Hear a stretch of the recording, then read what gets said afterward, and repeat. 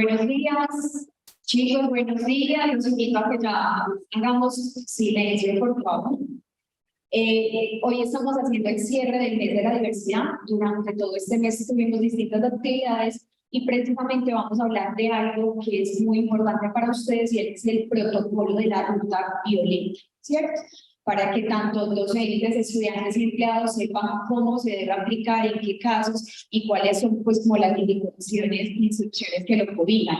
Hoy están los internos que nos acompañan, entonces como sé que es una cantidad muy considerable, en caso de que esta aula se llene, van a poder pasar al 120, donde estamos haciendo la retransmisión de este espacio. Entonces, bueno, le doy la palabra a Laura es del equipo violeta de Bienestar Central, entonces ella nos va a compartir pues, en este espacio toda la información.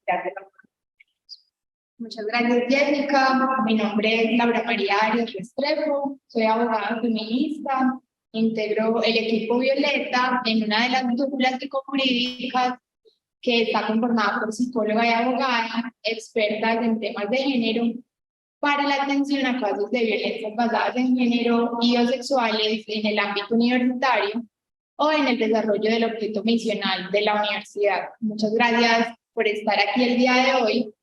Vamos a tener una presentación breve, digamos, de algunos aspectos del protocolo. Digo breve porque solo tenemos una hora para la exposición. Entonces vamos a enfocarnos en el objeto, en el ámbito de aplicación, en algunos enfoques y principios, y vamos a detenernos en la ruta violeta, cómo funciona, cómo se puede activar, cómo se pueden poner en conocimiento casos de violencias basadas en género y o sexuales. Vamos a revisar también el concepto y, digamos, también vamos a revisar qué acciones pueden solicitar ustedes a la universidad ante el conocimiento de este tipo de situación. El protocolo es un documento que se presenta al Ministerio de Educación Nacional a partir de una obligación que da la Corte Constitucional, que es el ámbito tribunal, que revisa que las normas, toda esa normativa interna esté acorde a la Constitución y a las leyes, tanto nacional como internacional, y que han sido, digamos, ratificadas y aceptadas por el ordenamiento colombiano. El Estado se obliga a cumplir las obligaciones que están en un marco internacional y que tiene que ver con un tema de derechos humanos. La Corte Constitucional le ordenó al Ministerio de Educación Nacional que debía crear un marco, que es el protocolo para las instituciones de educación superior ante los casos de violencias basadas en género y o violencias sexuales. Entonces, el Ministerio de Educación Nacional crea unos lineamientos, que son lineamientos para las instituciones de educación superior. Y esa resolución del Ministerio de Educación Nacional es la 014466 del 25 de julio de 2022. En ese documento van a encontrar como tal todas las generalidades de lo que debe llevar un protocolo, no solamente para casos de violencias basadas en género y o sexuales, sino también en casos de discriminación. Y habla de la importancia de crear unas medidas de prevención y unas medidas de protección y atención para casos de violencias basadas en género y o sexual. Esto también tiene un sustento en términos del contexto social que habitamos, y es que una de cada 3 mujeres ha sido víctima de violencia sexual. Ese enfoque diferenciado en las cifras tiene que ver con entender por qué, por ejemplo, si bien hay más casos de homicidios actualmente en las cifras que se registran de hombres, cuando revisamos las cifras de violencia intrafamiliar o las cifras de feminicidios, encontramos con que la mayoría de estos casos han ocurrido por parte de miembros del grupo familiar, por parte de la pareja o la expareja. Es decir, las personas más cercanas a las mujeres son quienes han sido sus agresores o las personas que han atentado contra su vida. También tiene entonces ese antecedente pues, de la Corte Constitucional Y la universidad, el 26 de enero, adopta mediante una resolución rectoral, ahorita la vamos a revisar, el protocolo para la prevención, atención, investigación y sanción de la violencia basada en género y violencia sexual en la Universidad de Antioquia. Y la resolución rectoral que la adopta es la 49732 del 26 de enero de este año. Con esa resolución, la universidad se está obligando a dar aplicación a este protocolo que contiene la ruta. Es un producto que está en permanente construcción y evaluación, y también estos espacios de socialización buscan eso, que ustedes puedan nutrirlo, digamos, hacer sugerencias, algunas propuestas con relación al protocolo, la implementación, porque es en la aplicación de este documento que vamos encontrando cuáles son las falencias o esas cosas que siguen pendientes por trabajar. Hay que fortalecer mucho la prevención, hay que fortalecer mucho el componente de atención, ¿cierto? Y que cada vez más personas sepan la existencia de este mecanismo, apostando, por supuesto, a que en algún momento ya no sea necesario tener esos mecanismos, digamos, sancionatorios.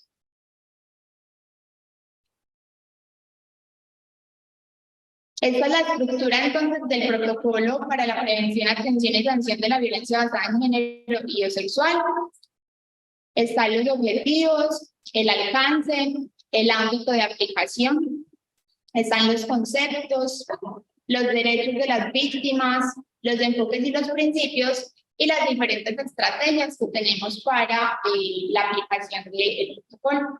Una estrategia de prevención, una de atención integral, dentro de la cual se encuentra la ruta violeta, y otra de investigación y sanción. El objetivo general del protocolo, entonces, es poder garantizar a la comunidad universitaria, es decir, a todas las personas que se encuentran como parte de la universidad, estudiantes, egresados, personal administrativo, docentes, visitantes, poder garantizarles el acceso a derechos a través de una actuación institucional integral, oportuna, idónea y eficaz para la prevención, la atención y la sanción de las violencias basadas en género y biosexual. Y todo esto bajo un enfoque de derechos humanos, un enfoque de género, bajo la jurisprudencia que tenemos como precedente constitucional, pero también el precedente que hay a nivel internacional, que son las sentencias de las altas cortes. Y a propósito de esto que menciono de las sentencias de las altas cortes, hay un caso muy importante a nivel nacional, que es el caso de Guzmán Albarracín versus Ecuador.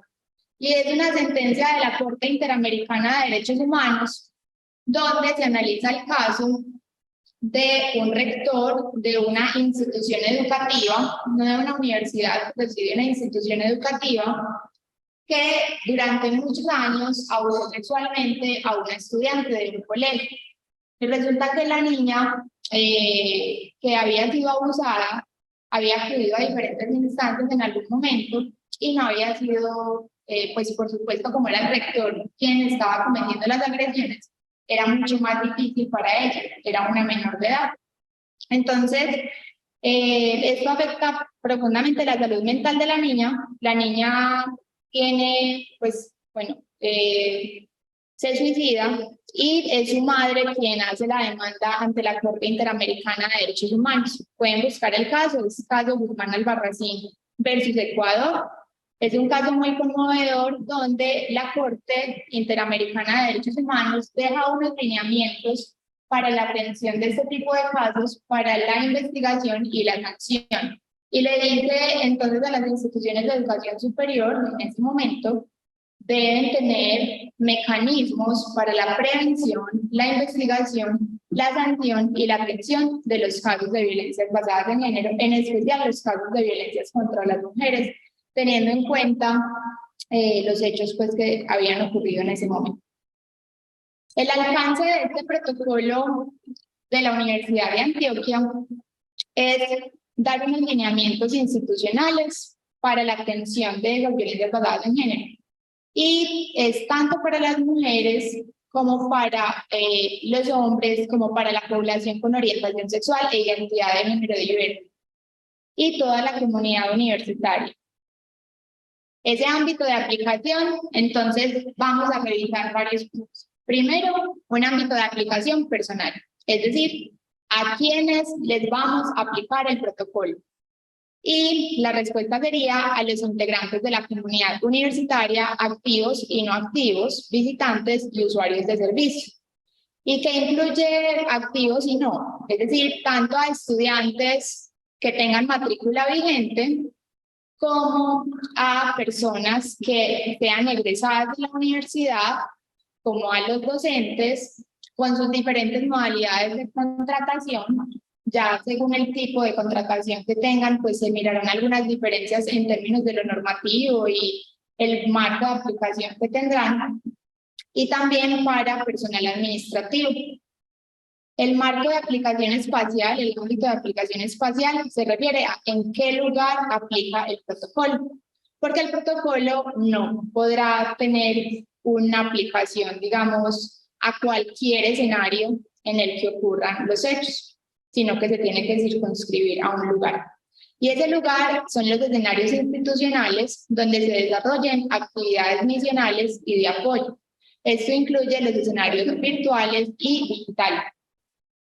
Y ese, digamos, lugar de aplicación está muy vinculado al cuándo, que es el ámbito de aplicación material, cuándo se aplica el protocolo. Y tenemos que se activará ante la ocurrencia y conocimiento de posibles hechos constitutivos de violencias basadas en género y o sexuales. Dice posibles hechos constitutivos de violencias basadas en género y sexuales. Esto quiere decir que yo no tengo que tener la certeza, ni tengo que estar segura, ni tengo que tener las pruebas que me den constancia de que esos hechos han ocurrido. Basta, por ejemplo, con que yo perciba que ya hay varias personas que están diciendo, se me ha puesto en conocimiento por parte de varios estudiantes que no son las víctimas directas, que saben que hay un docente o hay una persona de la universidad que tiene un vínculo contractual o un compañero de clase o una compañera, en fin, que está cometiendo acoso sexual. Y pues con esa situación que me ponen en conocimiento se debe iniciar una indagación al respecto y se debe poner en conocimiento ante las entidades competentes. Ahorita vamos a revisar también ante quién se pone en conocimiento. Y dice que todo esto en razón de la calidad personal y espacial anteriormente descrita. Es decir, yo no puedo decir que voy a ir a la universidad a exigirle que por favor investigue y sancione unos hechos que está cometiendo un vecino de mi casa, porque ese vecino está actuando muy mal, ¿cierto? No, la universidad no tiene competencia con relación a ese vecino si ese vecino no tiene un vínculo con la universidad, ¿cierto? Diferente a si es una persona que tiene un vínculo con la universidad, si yo no estoy segura de que esa persona tiene un vínculo o no con la universidad, puedo ponerlo en conocimiento y que la universidad se encargue de revisarlo, ¿cierto? Y cuando se actúe en virtud de la vinculación o en representación de la institución. ¿Qué significa eso? Resulta que en el marco de los pregrados y los posgrados pueden haber investigaciones, puede haber prácticas académicas, pueden haber salidas de campo y la universidad tiene una responsabilidad y los docentes y las docentes tienen una responsabilidad en el marco de esas prácticas académicas y en el marco de esas salidas de campo. Además, la universidad también tiene, por ejemplo, escenarios en el marco de actividades deportivas donde estudiantes o personal administrativo pueden salir en representación de la universidad para realizar esas actividades, ¿cierto? Entonces puede haber una competencia, puede haber una investigación que sea fuera de la universidad en otro departamento y siempre y cuando esto se dé en el desarrollo de las actividades misionales de la universidad, entonces puede haber una responsabilidad. Los derechos de las víctimas de violencia sexual y que se extiende también a las víctimas de violencias basadas en género.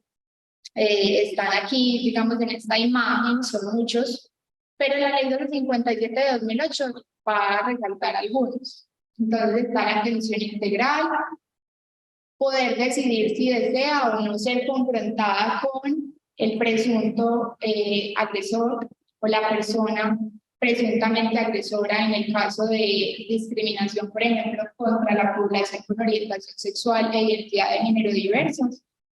La reserva de la identidad, no discriminación, asesoría jurídica y representación técnica, el derecho a la información, a recibir una información sobre los procedimientos, sobre lo que puede, digamos, hacer o no en diferentes, según el caso, a tener un consentimiento informado, a manifestar lo que acuerda, digamos, y acepta de manera voluntaria que se realice en su caso, entre estos otros. Y hay unos enfoques también, voy a pasarlos un poco más rápido por el tema del tiempo para poderme detener un poco más en la ruta. Los enfoques son el enfoque de derechos humanos, el enfoque de género, el enfoque interseccional, diferencial, intercultural, global. Y estos enfoques de manera general lo que buscan es dar cumplimiento a los estándares internacionales y nacionales que ponen en el centro los derechos humanos de las personas, y el enfoque interseccional que nos habla de la necesidad de evaluar en cada caso las diferentes afectaciones que puede tener una persona. Por ejemplo, tenemos un caso de una menor de edad, es decir, hay una diferencia en razón a la edad, pero además es niña, pero además es indígena, pero además digamos, tiene una condición de salud diferente. Y el enfoque interseccional nos va a permitir poder evaluar cuáles son las necesidades particulares que requiere la atención de esa persona. Entonces es súper importante al momento de la aplicación del protocolo tener en cuenta este enfoque interseccional. En la universidad, por ejemplo, tenemos a la población sordoseñante y estamos trabajando también en poder incorporar mecanismos para que en la socialización del protocolo también esté este enfoque de la diversidad. El enfoque intercultural y diferencial, entonces también poder atender esas necesidades diferenciadas y evaluar las diferentes cosmovisiones. Los principios son un marco también de aplicación, especialmente al momento de la atención de los casos, de la investigación y de la sanción, y nos habla de la importancia de obrar con una debida diligencia. Y al respecto, hay una sentencia de la Corte Constitucional 715 de 2017, no estoy segura ahí con el número, pero pueden verificarlo, pueden poner violencia institucional, Corte Constitucional de Colombia, y es una de las sentencias en las que se define ese concepto de violencia institucional y se establecen unos criterios de la debida diligencia. ¿Qué es obrar con la debida diligencia? Tiene que ver con dar una atención oportuna, con poder establecer unos mecanismos para la sanción, para poner en conocimiento los hechos de violencias que se tengan en el momento, para que se hagan las investigaciones de manera oportuna, para que se recopilen las pruebas con la debida rigurosidad, ¿sí? Y en los tiempos también que debe hacerse. El debido proceso tiene que ver con el reconocimiento de las garantías sustanciales y procesales para las partes implicadas. La víctima tiene unos derechos y la persona investigada tiene otras. Y uno de los derechos de las personas investigadas es la presunción de inocencia. Entonces es muy importante que en el proceso se velen por ambos derechos, teniendo en cuenta que hay un debido proceso y que no se puede como tal, pues, digamos, pasar por encima de esos derechos afectando a esas partes involucradas. Buena fe, y tiene que ver este principio con la verdad, ¿Cómo presumimos que la persona que acude a la institución y pone en conocimiento unos hechos? Pues primero es muy difícil para las personas víctimas poner en conocimiento los hechos. Les cuesta mucho, es una tarea que también implica que la institución trabaje mucho en dar confianza. Hay mucha resistencia hacia las instituciones, entonces hay que trabajar mucho en ello.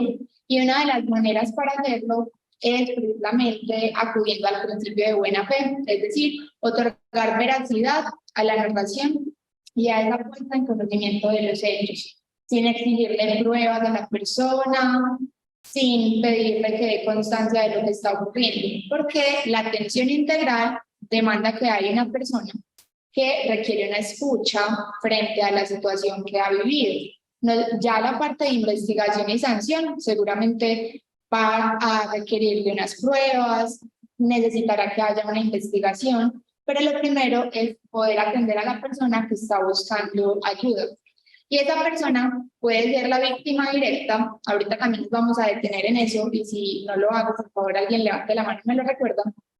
Y es que puede ser la víctima directa o puede ser una tercera persona que tenga conocimiento de los hechos. El principio de acción sin daño y no revictimización, que busca que con las acciones se minimice cualquier efecto adverso que pueda afectar los intereses de la persona que activa la ruta en la atención. Entonces, no estarle preguntando varias veces sobre lo ocurrido, tomar un relato que pueda ser compartido a las instancias de investigación para que no tengan que volver a preguntarle nuevamente sobre todos los hechos, ¿sí? La atención integral, que es interdisciplinar o transdisciplinar, en la medida en que articula dimensiones psicológica, física, social, legal y cultural. El tema de confidencialidad y privacidad, toma de decisión informada de autonomía, que es lo que les comentaba ahorita, y uno muy importante que es progresividad y no regresividad, y es cómo asegurar unas garantías mínimas con relación a los derechos, que los derechos no son estáticos, los derechos también van cambiando a medida que la sociedad también evoluciona. En esa medida es importante que se dé una aplicación siempre de manera progresiva y no regresiva con relación a los derechos. El tema de prevención tiene diferentes aspectos. Una, la primaria, y es cómo generar cambios culturales. Lo estamos haciendo a través de actividades de sensibilización, reflexión y formación.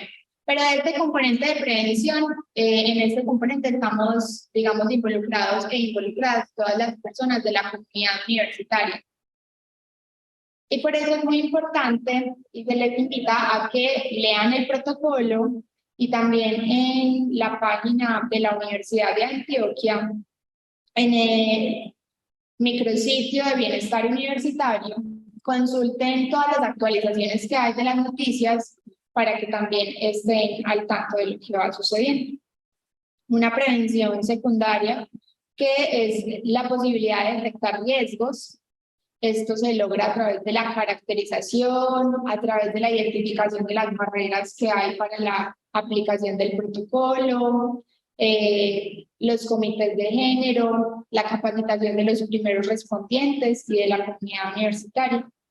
Y la prevención terciaria, garantizando la atención integral, que incluye la aplicación de medidas preventivas y ajustes razonables. Ahí está el tema de la ruta, la divulgación de canales de atención, el tema de medidas de protección académicas y laborales, que se han conocido como garantías académicas, pero que la ley nombra como medidas de protección. Vamos a ver entonces ahora la ruta violeta. Nos vamos a detener allí un momento. Esta es la guía como tal para saber a dónde podemos acudir cuando tenemos conocimiento de hechos de violencia basada en género y biosexuales. Voy a salirme un momento acá de la presentación y les voy a proyectar la ruta violeta desde el micrositio de la UDA.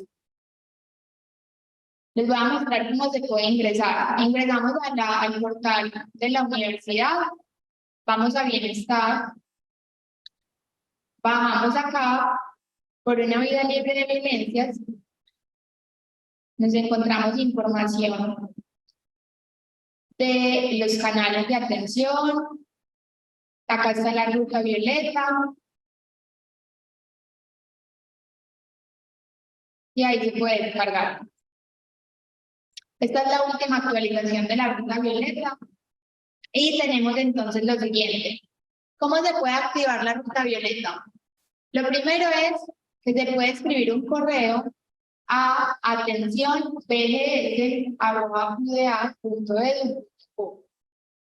Y allí pueden solicitar una cita. No es necesario que al momento de solicitar la cita narren los hechos. No se les solicita información sobre los hechos. Simplemente basta con que mencionen que desean activar la ruta violeta. Al momento de la atención se va a dar claridades con relación a si es una violencia basada en género y sexual, si hay competencia o no de la universidad, y se va a explicar cuál es el objeto del espacio, el alcance y las diferentes instancias a las que podría acudir. Si, por ejemplo, no es un asunto de violencia basada en género y sexual, se le da información a la persona de a qué instancias podría acudir.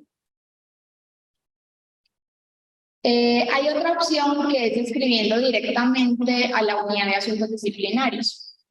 Ustedes recordarán que en octubre de 2022, el año pasado, en el marco de todo el movimiento estudiantil y de todo el movimiento feminista, se exigió a la universidad que hubiera una atención integral a este tipo de casos. Y en octubre de 2022 se crea el Acuerdo Superior 481 de 2022. Ese Acuerdo Superior también lo pueden encontrar allí en el sitio web de la universidad. A ver. Denme un momento, por favor.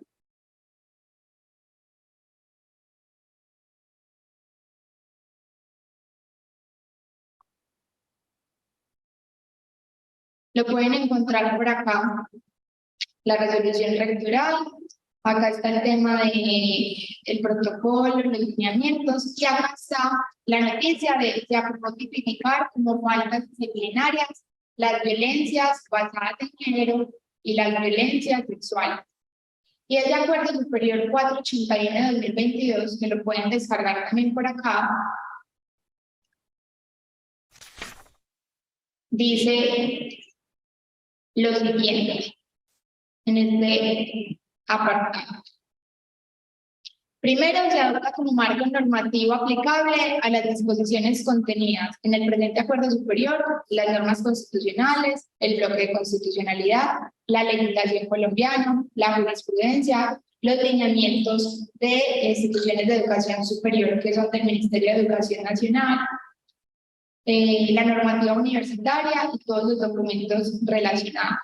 Y ya entonces establece un articulado donde nos dice las conductas de los estudiantes de pregrado que atentan contra la ley, los estatutos y reglamentos universitarios, así: realizar cualquier acción u omisión que constituya cualquier forma de violencia en razón del género y o violencia sexual respecto de las personas que hacen parte de la comunidad universitaria, incluidos personal universitario, egresados, jubilados o pensionados, contratistas de prestación de servicio de ejecución personal, personas matriculadas o inscritas, personal contratado o vinculado laboralmente con terceros, y contratistas de bienes o servicios, etc. Todos los están acá. Incluye los visitantes. Todo esto es del ámbito de aplicación personal, el ámbito de aplicación material y espacial, ¿cierto? Lo que conversábamos ahorita. Y nos dice que se entenderá por violencias basadas en género. Y nos dice aquellas acciones u omisiones definidas en el anexo 3, Entonces ustedes dirán, ¿cómo así? ¿Dónde está eso? Entonces, resulta que al final de este acuerdo superior hay un anexo técnico con las definiciones y el marco normativo aplicable. Acá en las definiciones está el acoso sexual, los diferentes tipos, los daños, y nos da una definición de violencia basada en género.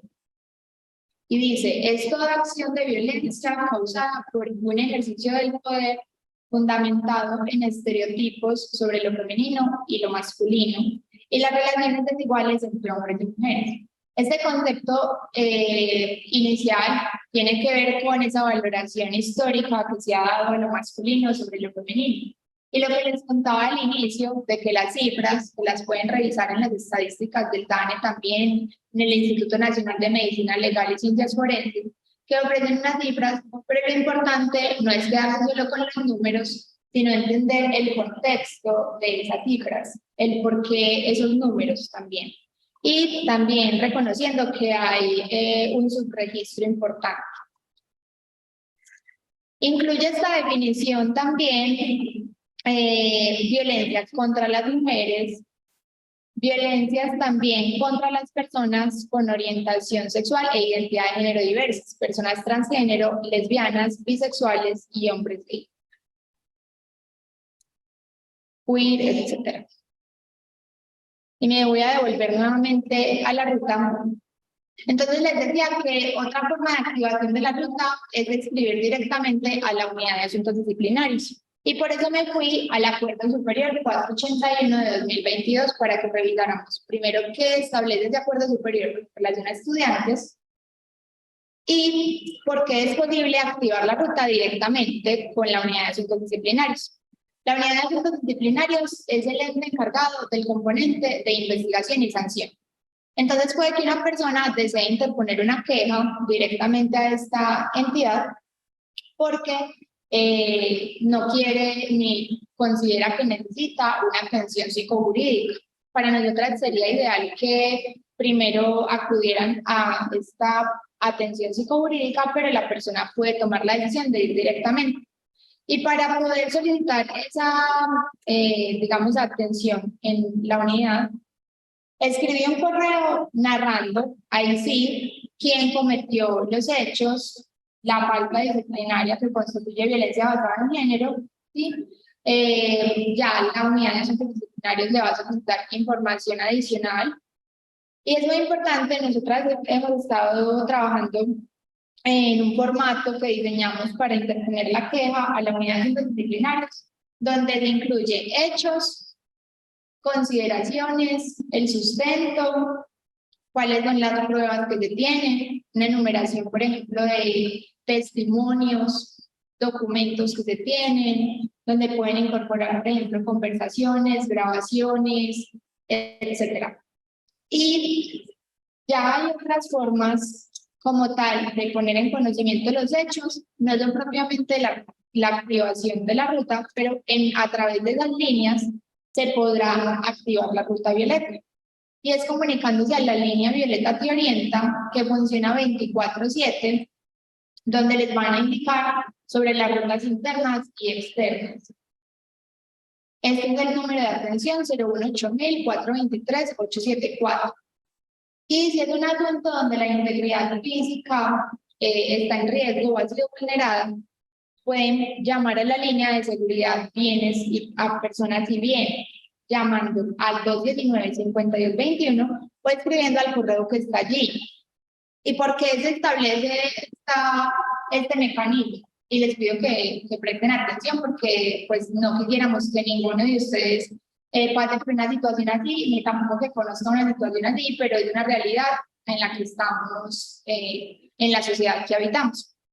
Y es que en la universidad se han presentado casos donde en los baños se han encontrado casos de acoso sexual, pero también se han encontrado casos donde han grabado a personas en el baño o casos también donde un hombre ha perseguido a una estudiante, ha estado tomándoles fotos sin su consentimiento, etcétera. Entonces son muchas situaciones en las que se puede llamar a seguridad de bienes y personas, y hay una competencia también allí, y es que los hechos estén ocurriendo en la universidad, porque en ese caso, pues, si ya ocurre en el ámbito externo, se tiene que articular con las instituciones estatales competentes frente a lo que pueda ocurrir afuera, porque el Estado también tiene unas obligaciones en el marco, digamos, de las obligaciones legales que establece el ordenamiento nacional e internacional. Si se trata de una persona que es menor de edad, en esos casos, y si los hechos resulta que son un delito o un posible delito, se le debe dar traslado a las autoridades competentes. Y la autoridad competente es la Fiscalía General de la Nación. Y en estos casos es obligatorio poner en conocimiento de las autoridades competentes, así la persona no esté de acuerdo. Diferente cuando la persona es mayor de edad, donde nosotras primero evaluamos la decisión de la persona.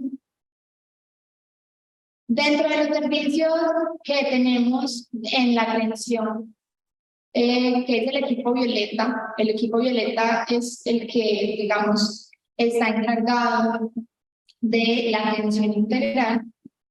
Cuenta con una dupla psicojurídica que está conformada por una psicóloga y una abogada que escucha, acompaña e informa sobre todos los servicios de la ruta. Están servicios de psicoorientación, una profesional en psicología especializada en género.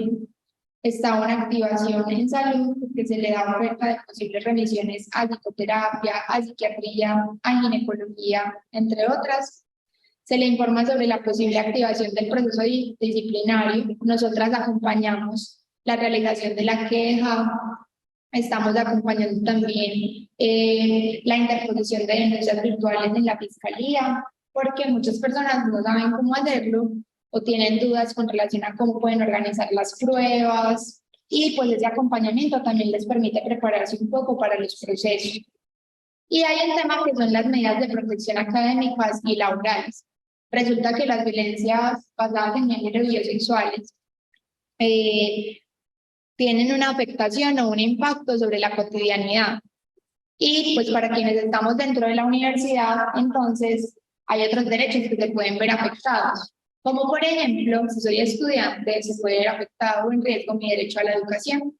Y lo que buscan las medidas de protección académicas es evitar la deserción escolar, porque muchas de las personas que se han visto afectadas por estos hechos pueden en algún momento tener dificultades para seguir con la regularidad normal, la presentación de actividades evaluativas, pero también para la asistencia a las clases. Entonces es muy fácil, si yo no lo sé, pues decir como, ay, esa estudiante nunca viene a clase y listo. Pero resulta que esa estudiante, y no lo sabían,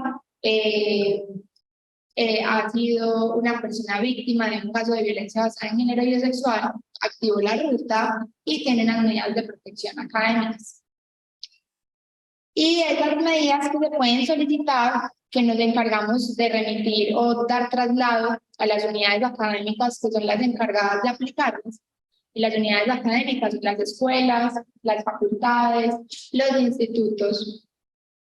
Esas medidas pueden ser solicitar cursos dirigidos. En el marco del reglamento académico pueden revisar, buscan cursos dirigidos, o el tema de los supletorios, o cancelaciones extemporáneas, porque pues yo puedo pensar inicialmente que voy a poder terminar el semestre, pero resulta que en el transcurso del proceso disciplinario o del proceso penal me ha tocado ir a diferentes diligencias que han generado que haya un impacto emocional importante y que ya no me sienta capaz de continuar con el semestre. Entonces es posible solicitar una cancelación extemporánea del semestre.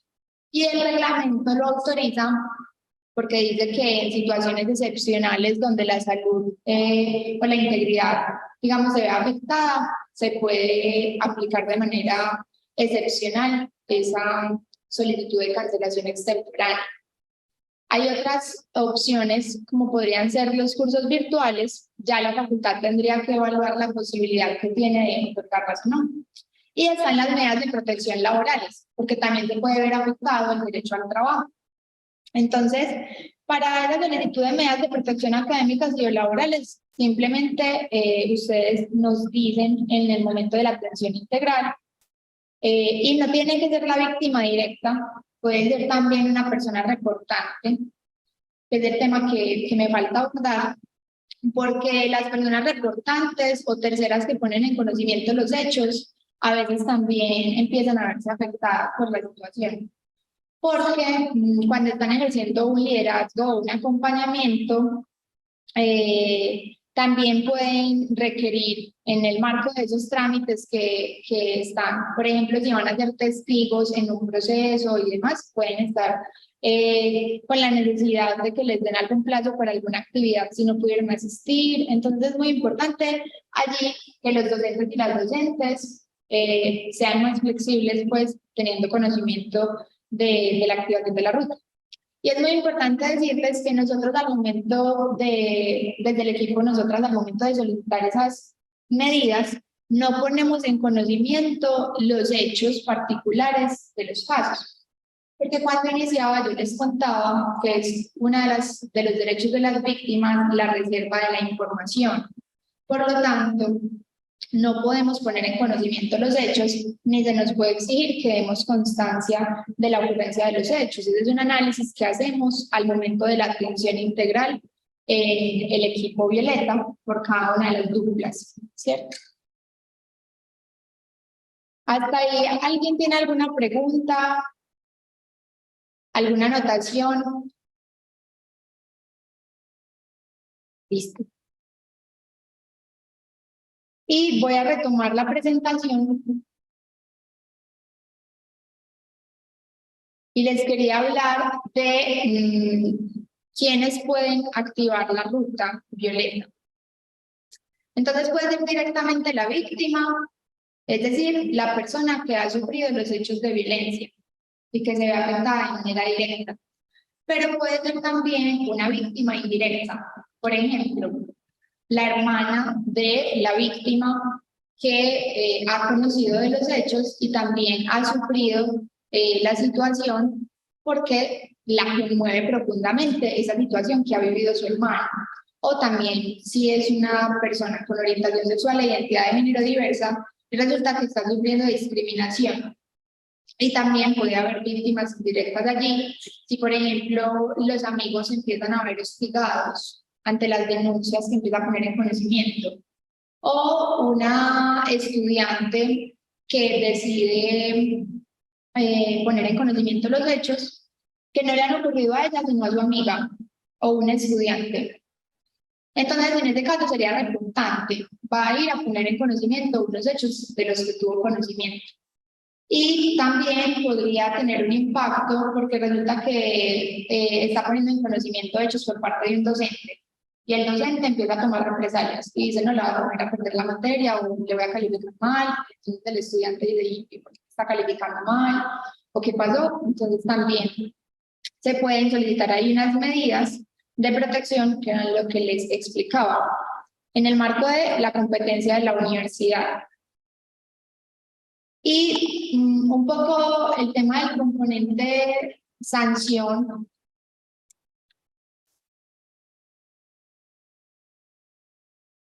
El componente de sanción de la unidad de asuntos disciplinarios y de la investigación son esta es la entidad encargada. Ustedes pueden también revisar en el micrositio. Ustedes ponen unidad de asuntos disciplinarios. Bueno, la página que les quería mostrar de la unidad de asuntos disciplinarios trae los diferentes equipos de la unidad de asuntos disciplinarios, porque cuando no es un caso de violencia basada en género sexual, pero sí es un tema que constituye una falta disciplinaria, hay otros equipos de la UAD. Ustedes igual pueden escribir al correo y ellas podrían encargarse pues de la remisión al equipo correspondiente. Quiero dejar un espacio para preguntas porque me parece muy importante que ustedes también puedan participar. Entonces, quiero saber si tienen alguna pregunta hasta el momento. ¿Ya le tienen la denuncia? No, o sea, que alguien quiere, pero no es Es una persona que no está vinculada a la universidad, la presunta agresora, ¿cierto? Y está trabajando con estudiantes, o sea, está vinculado por un hospital que tiene un convenio con la universidad. Ese hospital debe tener un convenio con la universidad, ¿cierto? En el marco de ese convenio puede haber una responsabilidad de la universidad. ¿Qué hay que mirar? ¿Cuál es el contrato que tiene el docente y con qué entidad lo tiene? Porque si está trabajando con estudiantes, puede haber una responsabilidad allí en el marco de ese convenio que te nombro. Puede ser que esté vinculado a través de una corporación. Esa corporación debe tener un proceso disciplinario para este tipo de casos. Entonces, lo que se puede hacer es solicitar, primero ponerle en conocimiento a la corporación de la situación, para que en caso de que le vaya a renovar el contrato, pues tenga en cuenta la situación que se le está poniendo en conocimiento.